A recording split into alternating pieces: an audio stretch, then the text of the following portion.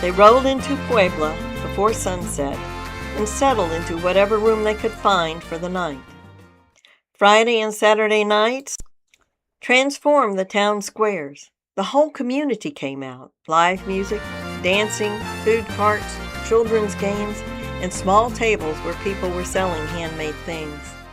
Leah watched from the second-story balcony of the small hotel before they went downstairs. She saw birds filling the trees around the square, noisy and restless on the branches, as if they too were part of the celebration. She made a mental note to look for them later and see if they stayed through the night. When they reached the square, the smell of cooking drifted through the air from the food carts. "Why can't we get tacos in Mexico?" she asked Al. "I thought it was Mexican food."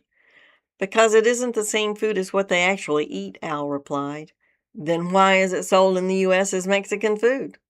"Because it's mostly Tex-Mex," Al said, "a cuisine that started in Texas, not Mexico." What she kept finding instead of the familiar crispy taco shells were handmade tortillas, thick, a little doughy, and hot from the griddle. Church bells rang as the sun began to rise. The birds were still there, squawking and hopping in the trees, while the last of the people drifted away from the square. Leah and Al woke slowly most mornings, taking their time over breakfast and sometimes wandering the square before starting the day's drive. Café con leche quickly became Leah's morning ritual. Half hot milk, half hot coffee, the only way to soften the dark, bitter brew they served across central Mexico. Leah's taste buds were meeting fruits and meats she had never seen or tasted before. More than once, she passed a small goat stretched across rebars, slowly roasting over a low fire. And that barbecued baby goat, cabrito, became her go-to meat. Restaurant kitchens often looked no different from the street vendors, cooking behind a low wall where you could see the whole operation. Back home, it would likely have failed every Board of Health inspection, but it never failed to taste good. Leah's family had colonial roots in Mexico and Colombia, and most of her Spanish came from her mother and grandmother. But Spanish wasn't the same everywhere. She kept hearing words used differently from what she had learned at home. Food revealed the differences the fastest. One morning she stepped into a small bakery. She pointed to a tray of brown pig-shaped pastries and asked, "¿Qué es eso?" "Puerquitos," the baker said. She blinked. "Little pigs?" Al laughed. "They're cookies, Leah, not meat." She ordered one to see what it tasted like. "Oh my God! It's like crispy gingerbread," she said, smiling as she chewed. "I love gingerbread." Before they left, she went back and bought several more for the ride south. Happy for the cookies, they were a welcome change from the Oreos and cans of beans they usually relied on during long empty stretches of road. Leah had learned to appreciate Al's advice to wait until after 9 before heading out. By then the roads were usually cleared. She had seen some of the rocks herself, large stones placed overnight by bandits on the same roads they had driven into town the day before. They left Puebla, south of Mexico City. Their next stop was Oaxaca. Leah quietly prayed they wouldn't meet any big trucks on the road. The highway climbed steadily into the mountains. On the steepest grades, the engine strained loudly, the car laboring its way upward. Nearly 6 hours had passed, and Oaxaca wasn't in sight yet. They had covered only 250 miles. Back home, it took only 8 hours to drive from New Orleans to San Antonio, more than 500 miles. Here, the road moved to a completely different rhythm. The weather swung wildly, too. Cold at the top of the mountains, then sweltering heat once they dropped into the valleys. Without air conditioning, the ride grew harder by the hour. They were relieved when the road dipped into a low canyon where the air felt slightly cooler. Leah studied the terrain as they drove. White rocks, cactus, low brown shrubs, and not a single tree in sight. Something moved along the slope. She leaned forward, watching. "It looks like goats on the side of the mountain," she said to Al. Just as she said it, they rounded a curve in an arroyo. Al slowed the car to a stop. "Alto! Alto!" a man shouted, raising his hand. Dressed in camouflage, army boots, and a wide-brimmed hat, he looked military. "Stay in the car," Al whispered, "and don't offer them any Spanish." "Hola!" Al said calmly, waiting for instructions from the leader of the three men. Each of them carried a fully automatic weapon with long clips of ammunition. Al stepped out of the car, walked to the back, and opened the trunk. He and the tall man spoke for a moment. Leah exhaled quietly when she heard the men laughing. Then one of the others walked toward her open window. He rested his weapon across the doorframe and gave her a slow, smirking smile. "Él es su papa?" he asked. Leah glanced up for only a second, then lowered her eyes again to her hands. "I don't speak Spanish," she said in English. She knew exactly what he asked. "Is he your father?"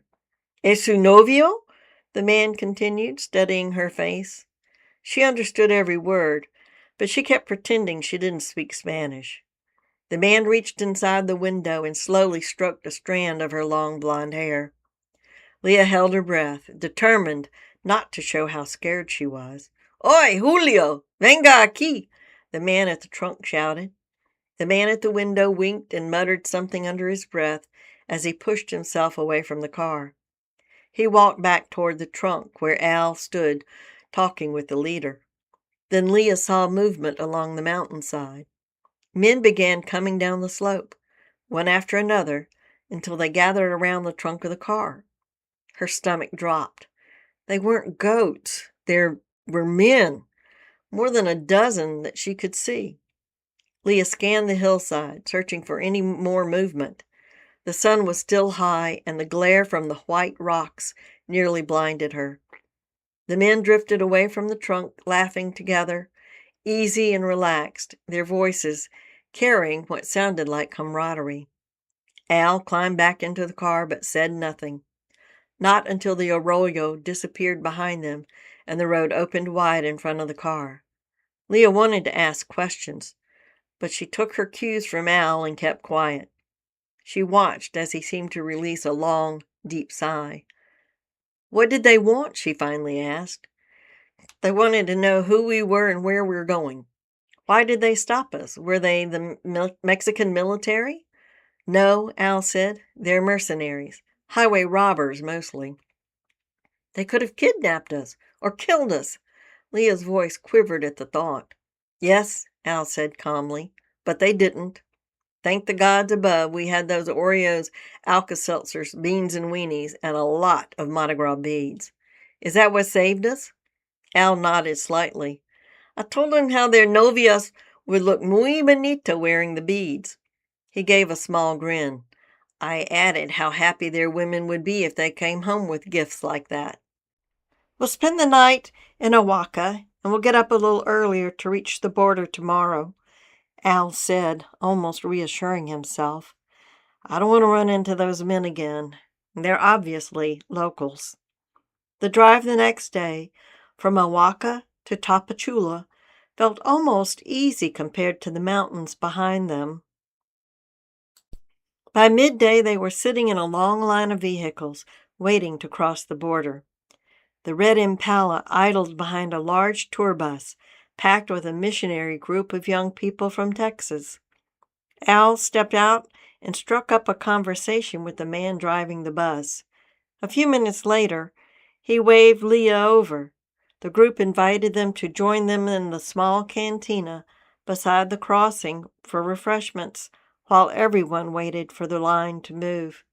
People shuffled slowly through the border area. Engines idled. Papers were checked.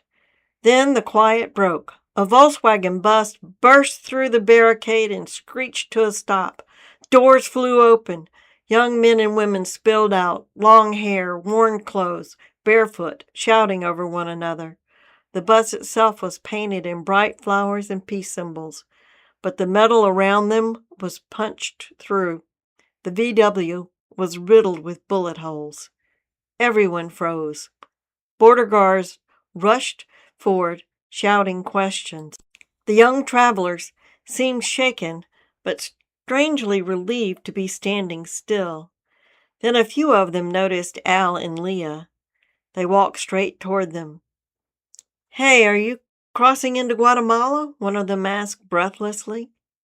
"We are," Al said carefully. "Can we go in with you?" Another asked. "We don't want to cross alone." Al glanced toward the missionary bus. "We're traveling with that group," he said. "You'll need to speak with their leader." The young travelers nodded quickly and moved toward the bus. Leah leaned closer to Al. "You think they didn't stop in the arroyo?" she whispered. Al kept his eyes on the bullet-scarred VW, sitting crooked against the barricade. He didn't answer right away. "Looks like somebody tried to stop them."